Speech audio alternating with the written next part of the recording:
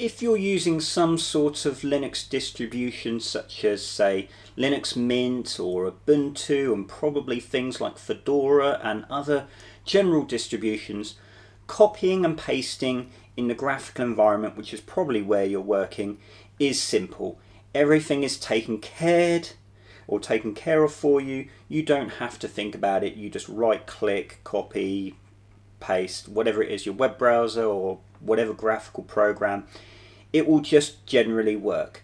However, if you're on Arch and say you're in the graphical environment, maybe you have to set up xclip and understand xclip, of course, and the clipboard 1 and clipboard primary and secondary and all this kind of stuff. Not the biggest deal in the world, but it's a bit more complicated than just having been set up. However, what about the Linux console, the TTY, what this guy uses? Well, there are a couple of options, or a few options, and I'm going to cover two of them today, The first one isn't quite copy and paste, however, I'm going to consider it a type of copying and pasting. You'll understand what I mean when I get to it. And then the second one is a more traditional copy and paste, let's say, with GNU Screen or Screen, as you've seen on this channel. I use Screen. Now I know the cool kids use Tmux. You can use Tmux and use whatever key bindings you have, but we're just going to cover those two today. So, well, let's get started. Let's have a look at the screen.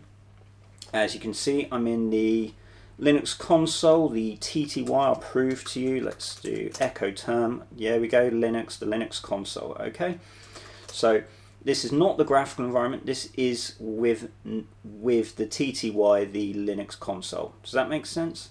So I cannot use xclip. I could not and cannot use any Wayland equivalent because I'm not in the graphical environment. As you know, xclip is a graphical environment.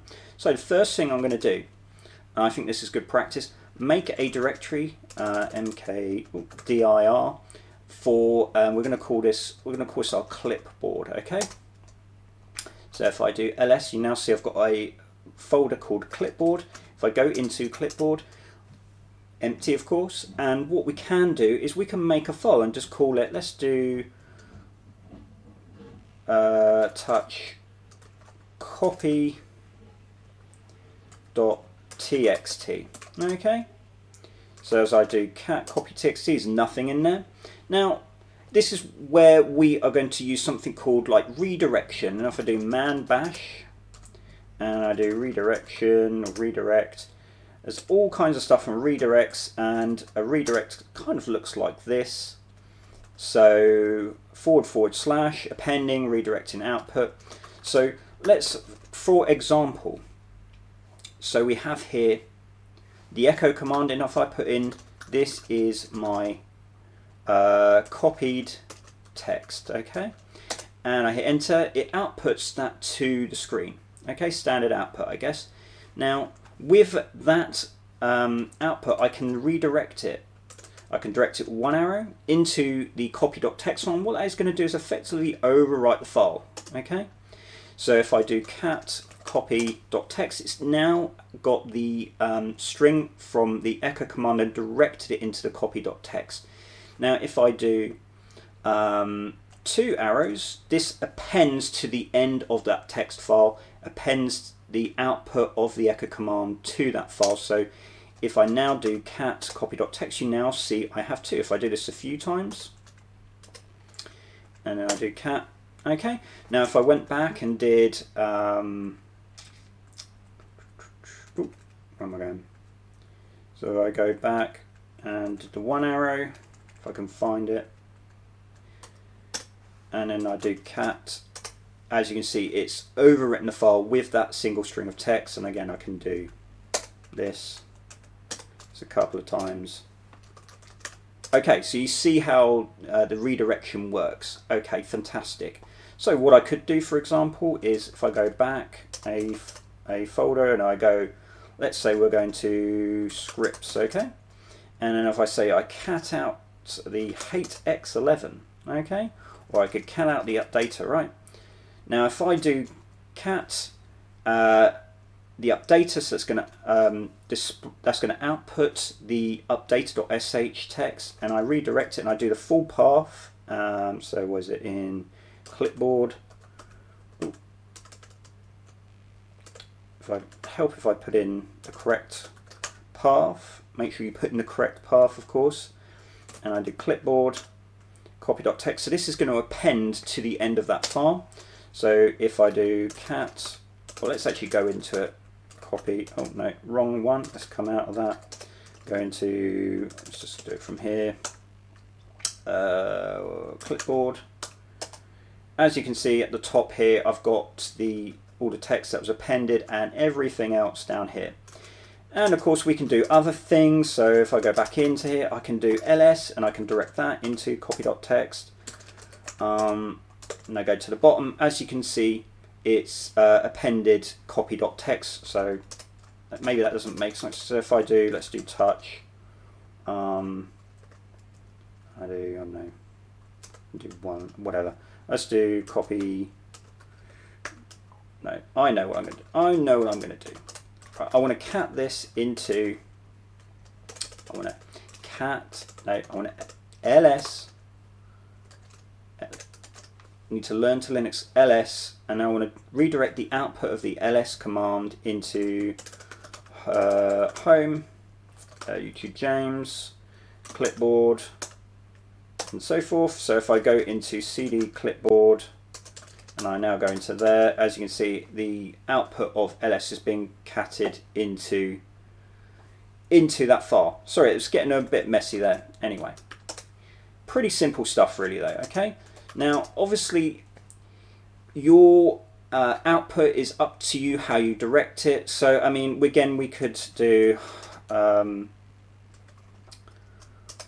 you could do all kinds of things like grep, and sed, and awk, tr. You can do all this stuff to get what you want from a output. So, if you want to, I don't know, take out certain lines with grep, if you want to replace characters with sed, or you want to print a white space separated word with awk, or you want to transform text. You can look up those tools. I haven't done videos on those tools necessarily. However, if you want some inspiration, you can look up my TTY sh script. So if I go into here, cd, where is it? Should be on here somewhere. Cd into, maybe it's not in there. So let's go into here, downloads, and I go into TTYSH, and I put in TR. As you can see, there's a demonstration of TR there. Play around with TR and grep. There's a demonstration of grep there. There's so much, awk. Demonstration of there, awk, and what else? Cut. It's a demonstration of cut there. So just play around with those tools. I'll do videos on them in the future in relation to that, but right now I just want to show you what is literally possible.